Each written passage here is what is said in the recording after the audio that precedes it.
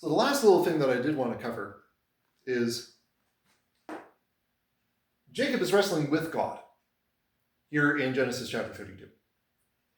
Okay, so if Jacob is wrestling, or as he'll be known, Israel, is wrestling with God, how can he wrestle with a spirit?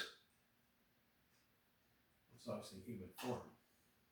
Yes, he's coming seemingly with flesh and blood. Interesting.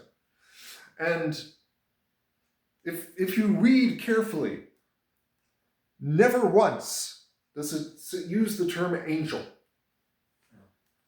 Now, in some other passages, when you say, like with Abraham and he's entertaining angels, like he'll actually use the word angel.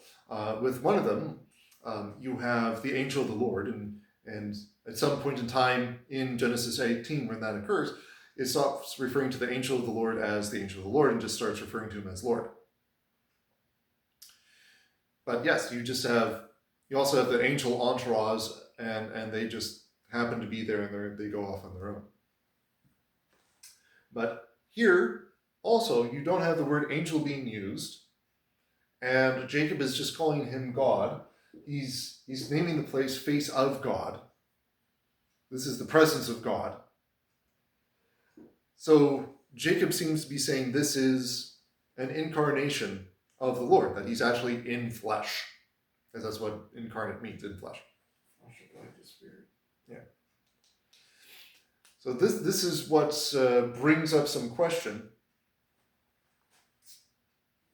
Who exactly is this guy? And Jacob says that he's God. And if we're saying, well, if he's God, there's only one person of the Trinity who has human flesh.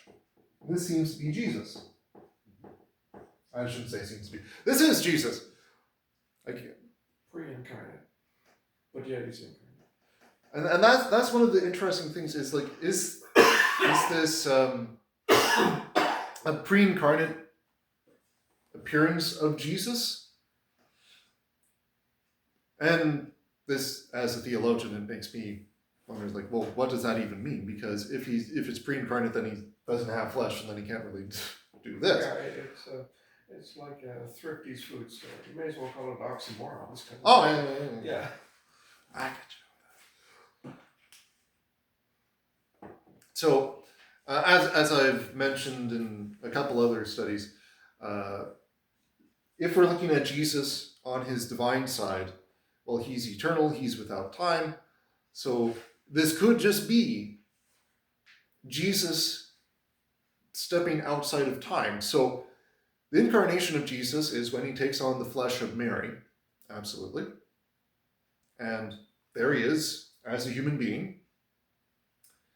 But if Jesus is stepping outside of time, if he's bringing his flesh to follow the divinity, I'm not going to say exactly into the divinity because that would be conflating the two substances. But if he's bringing the flesh alongside him, similar to how Jesus, when he's making himself appear on every single altar around the world for the Lord's Supper, well, obviously Jesus is communicating the divine attribute to the human attribute. And I think I ticked off Calvinists with talking about the crux theologorum, and they're going to be ticked off with me talking about the attributes of Christ. Anyway, communication of attributes. So I would say it is entirely possible that Jesus is kind of bringing his humanity, or communicating his the divine eternity into the humanity, so that the humanity that was born of Mary is appearing here about 1900 or so years before, or 1800 years before that birth actually happened. God can do anything.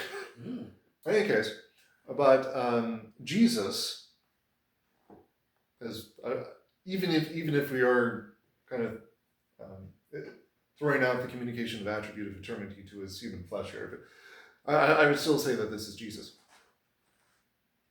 What Jesus is doing is he's now blessing the Israelite lineage with the title of Israelite. You're the one who strives with God. You're the one who strives with me. So also when I'm referring to the church, the Christian church, as Israel, not as the new Israel. We've always been Israel. It's just that the church has invited Gentiles in around the time of Christ. So Jesus is giving this style of striving to his own people as they're striving with him, and yeah, it's nice that our Lord is doing this with us the entirety of the time.